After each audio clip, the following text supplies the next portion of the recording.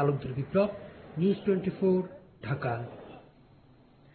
চলতি বছরের প্রথম 6 মাসে বিএসএফ এর হাতে অন্তত 28 জন বাংলাদেশি নিহত হয়েছেন। এমন বাস্তবতায় চোরাচালান রোধ ও সীমান্ত হত্যাকাণ্ড বন্ধে সরকারকে রাজনৈতিক সিদ্ধান্ত নিতে হবে, পাশাপাশি শক্তিশালী করতে হবে পররাষ্ট্রনীতি, এমন অভিমত দেশের বিশিষ্ট নাগরিক, নিরাপত্তা বিশ্লেষক এবং কূটনীতিকদের। জুবায়ের আল মাহমুদের প্রতিবেদন। ভারতীয় সীমান্তরক্ষী বাহিনী বিএসএফ এর হাতে বাংলাদেশি হত্যা যেন থামছেই না। মানবাধিকার সংগঠন আইন ও সালিশ কেন্দ্রের তথ্য বলছে, চলতি বছর জানুয়ারি থেকে জুলাই পর্যন্ত বিএসএফ এর হাতে অন্তত 28 জন বাংলাদেশি প্রাণ হারিয়েছেন।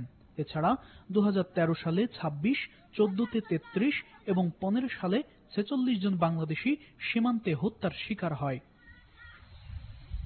এমন বাস্তবতায় সীমান্ত পারাপার নিরাপত্তা, ঝুঁকি এবং প্রতিবেশী দেশগুলোর সাথে বাংলাদেশের সহযোগিতা প্রেক্ষিত এই সেমিনারের আয়োজন করে সেন্টার ফর গভর্নেন্স স্টাডিজ।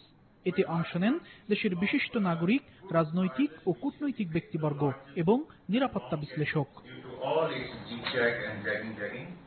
আলোচনা শুরুতেই বক্তারা দেশের সীমান্ত নিরাপত্তা নিয়ে উদ্বেগ প্রকাশ করেন। ভারত আমার বন্ধু, কিন্তু এই প্রশ্নটা আমি সবসময় করব যে কেন one man should be killed? Why 10, 20, 100 feet? Why only one man? It shouldn't be done. It shouldn't be killed. ওরা 1000 লোক মেরেছে, আমরা 2টা লোক মেরেছি বিএসএফ এর। আপনি এখনই যদি যান দেখবেন যে হাজার হাজার নৌকা, মানে জাহাজ থেকে বড় বড় নৌকাগুলো বাংলাদেশের দিকে আসতে যাইতেছে। এছাড়া আলোচনায় উঠে আসে সীমান্ত হত্যা বন্ধ না হওয়ার বিষয়টিও। ভারতের সঙ্গে সম্পর্ক উন্নয়নের জন্য চেষ্টার কোনো কমতি নেই। তাহলে কমতিটা কোন জায়গায়? কমতিটা অপর পক্ষে। আমি মনে করি the government must be very hard on this, কারণ আমরা ভারতের সাথে ভালো সম্পর্ক চাই। আমরা অলমোস্ট ভারত যেভাবে চেয়েছে আমরা তাই দিয়েছি।